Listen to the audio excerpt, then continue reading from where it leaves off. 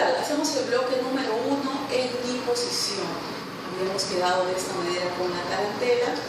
Comienzo a contar todo el bloque número 1, ¿ok? Comienzo. 1, 2, 3, 4, 5, 6, 7, 8. 1, 2, 3, 4, 5, 6, 7, 8. 1, 2, 3, 4, 5, 6.